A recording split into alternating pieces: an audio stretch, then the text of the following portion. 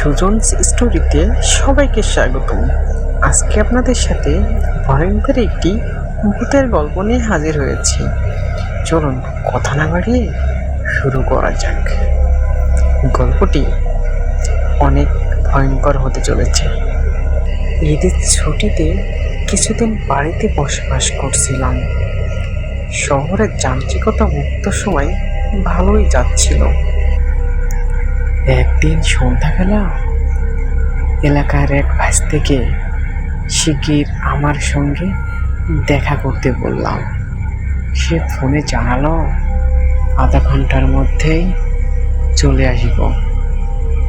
গ্রামের মেঠোপথ ধরে হাঁটছি, চারপাশে শুনশান নীরবতা, মাঝে মাঝে ঝিঝি পোকা ডেকে যাচ্ছে, কোথাও কেউ নেই।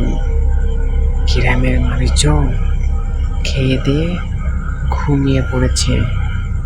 পরদিন ভোরে উঠতেই হবে যে।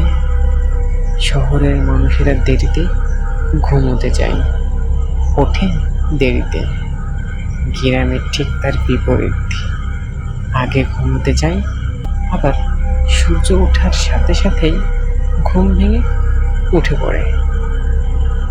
অনেকটা পথ হাঁটার পর একটা আম গাছের তলায় অনুমান 10-12 বছরের এক ছেলেকে দেখতে পেলাম।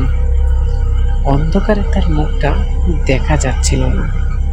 জিজ্ঞেস করলাম, এখানে একা একা কি করছো? নাম কি তোমার? ছেলেটা ইতস্তত করছিল। বলল, নানা অপেক্ষা করতে বলেছে। আমার নাম শ্যাম। কোথায় তোমার নানা? কার সাথে বলছো কথা? একটা চেনা কণ্ঠস্বর জিজ্ঞেস করলো। পেছনে তাকিয়ে দেখি ভাস্তা। বললাম, এত দেরি হলো যে? ভাস্তা বলল, আমি দেরি তো করি নাই। দেরি কোথায়? আমি তো 10 মিনিটের মধ্যেই চলে এলাম। ঘড়িতে সময় দেখলাম, আসতেই তো বেশিক্ষণ হয়নি। আমার কাছে মনে হচ্ছিল কয়েক ঘন্টা যাবৎ হাঁটছি। এই ছেলেটাকে চেনো? যেই ছেলেটাকে দেখাতে গেলাম দেখি সে নাই। কোথায় ছেলে? ভাস্তা জানতে চাইলে আমি বললাম, এই তো সামনে। কিন্তু পরক্ষণে ফিরে দেখি সে আর নাই। আমি বললাম, নাম কি? ও বলল, নাম হচ্ছে শ্যাম। তুমি ঠিক আছো তো? কেন? ভাস্তা কিছু বলল না। আমাদের গ্রামের পাশেই বড় বোনের বিয়ে হয়েছে। বেড়াতে এসেছিলেন।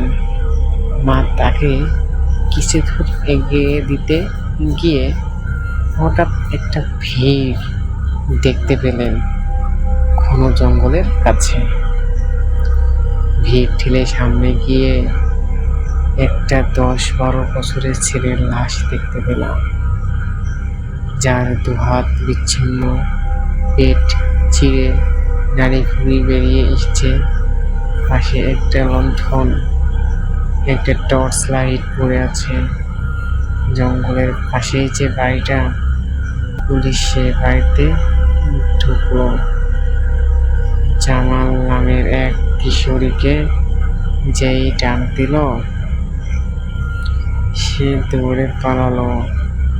পুলিশের সন্দেহ হলো যে সে উক্ত ঘটনায় জড়িত।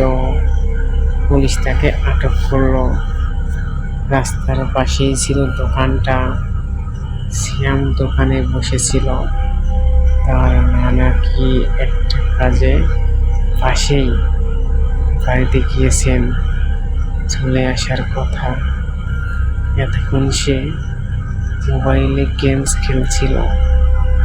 জামাল তার সাথে ভাব জমাবার চেষ্টা করছিল। সপ্তাহব্যাপী তার সাথে খেলেছে, আজও খেলার কথা বলে।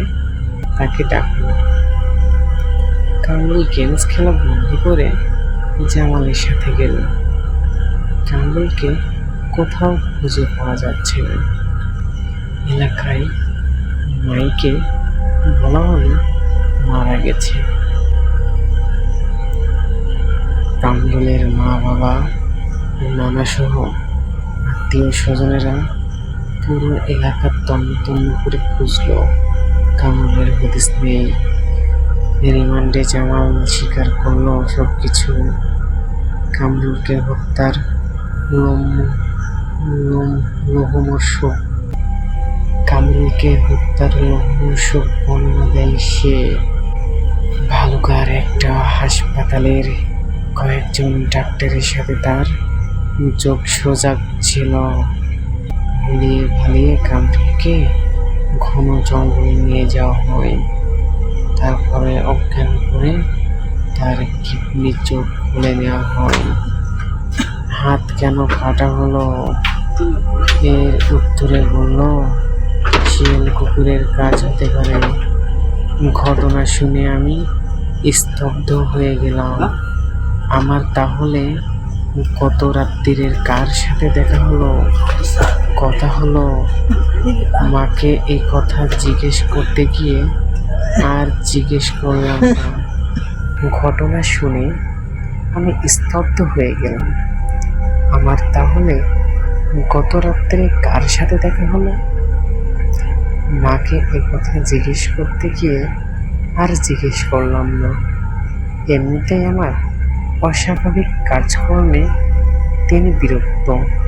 এমতো অবস্থায় ও কথা পারলে আমাকে পাগল আখ্যা দিয়ে বসবেন।